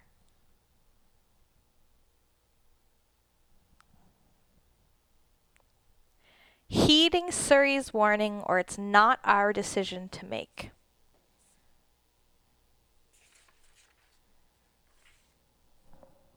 If we kill it, then doesn't Suri get in trouble too? No, because it'll be dead.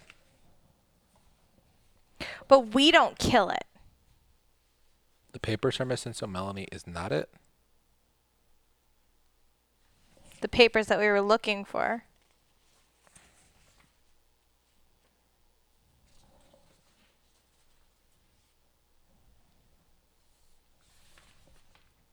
Kit Kat. Lucy. Not your bacon.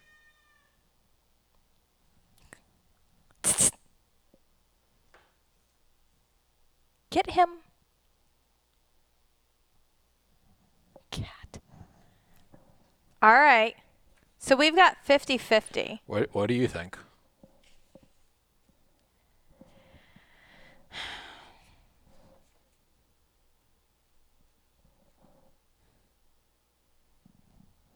I don't know. It just split. Shadow says to let her live. Text Matt with just a picture of her and ask if we should kill her with no other context.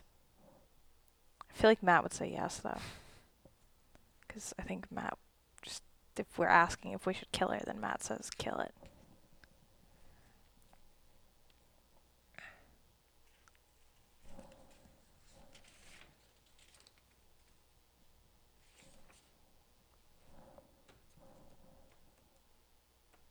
One story marks a flag, one does not.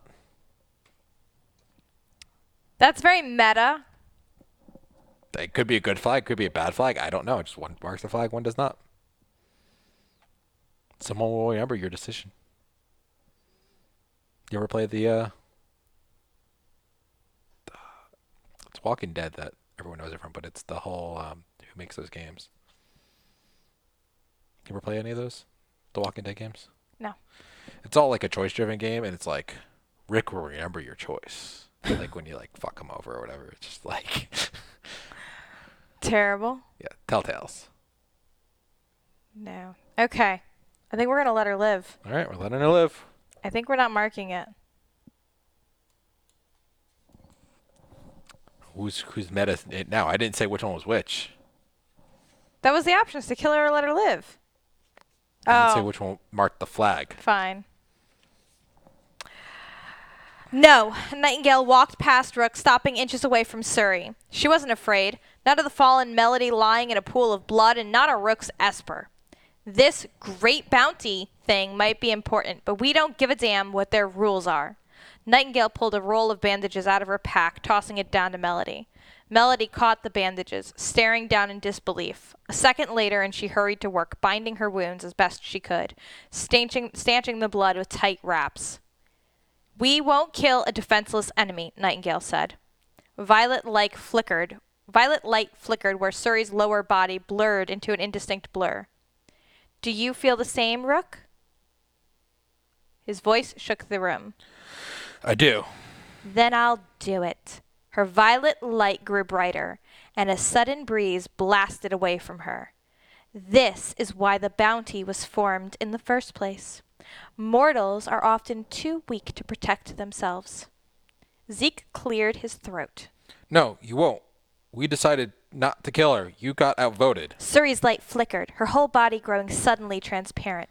There was pain in her eye as she looked up at Rook along with frustration. She spun in the air with impossible speed, glowering down at Melody. You best keep your silence, intruder. Suri hovered just a few inches away from Melody. I know enough to damn you. Suri flickered once and then vanished like a candle left out in the wind. The Esper gave you good advice. The Esper gave you good advice. Again the voice came as it had on the streets of Romstead.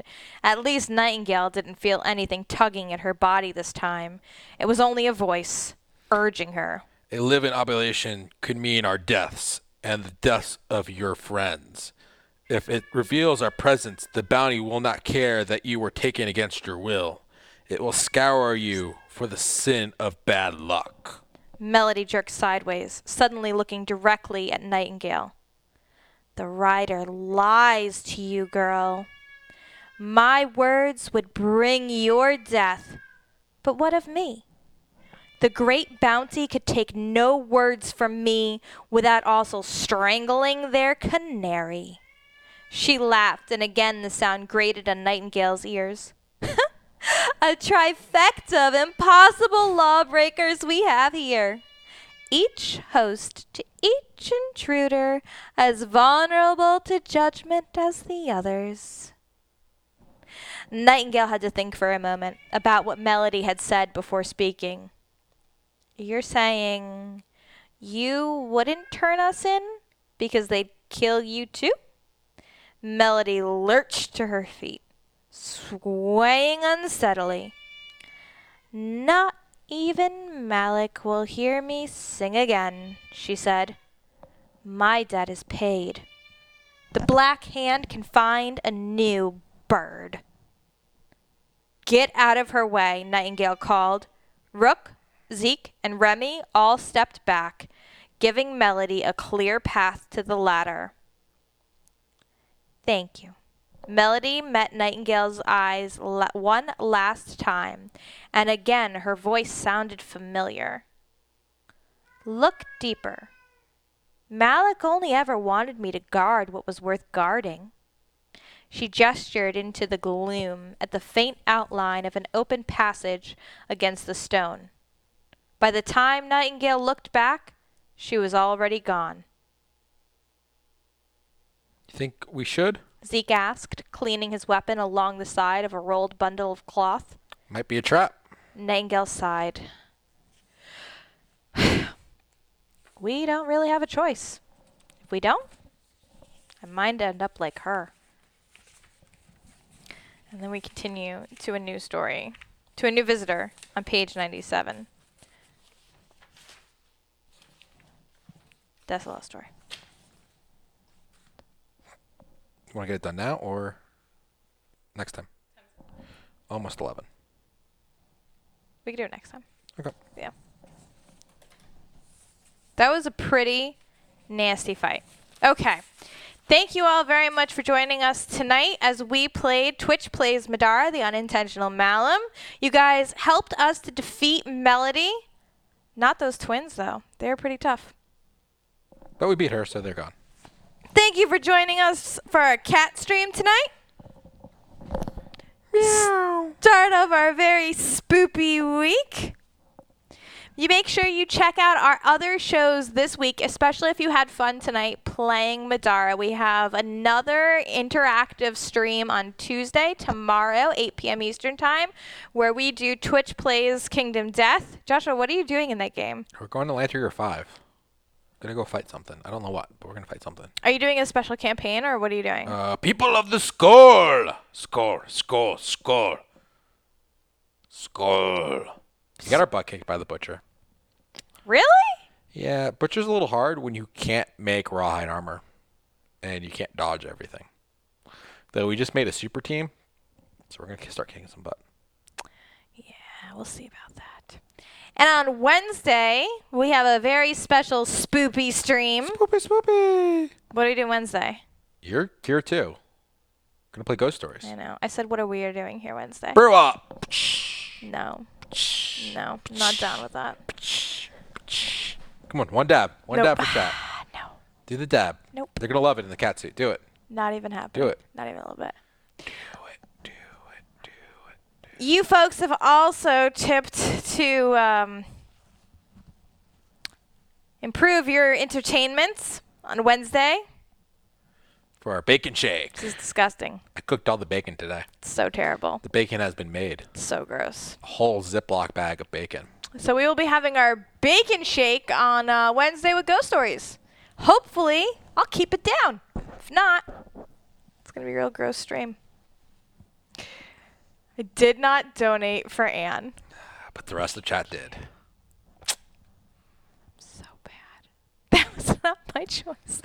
I appreciate it. Is it well drained? I don't. This is gross. So gross. So gross, guys. All right. Thank you all very much. Make sure that you are following us on Twitch, Twitter, YouTube, Instagram, and come join us in our Discord where? See videos of Matt in a cat suit. In my cat suit, as a matter of fact. Also, make sure you join the Middara Discord chat, which is where we make a couple of decisions, especially like store decisions, and discuss how to do our care. Oh. You and words tonight, man. It's not Where we discuss things like store decisions and character builds and other things of that nature. We have a couple of other chats in there. I've been hanging out a little bit in the video game chat talking about my Borderlands 3. Other than that, I want to wish you all a very good night. Good night. Good night. Did you do it again? Did you stop the stream?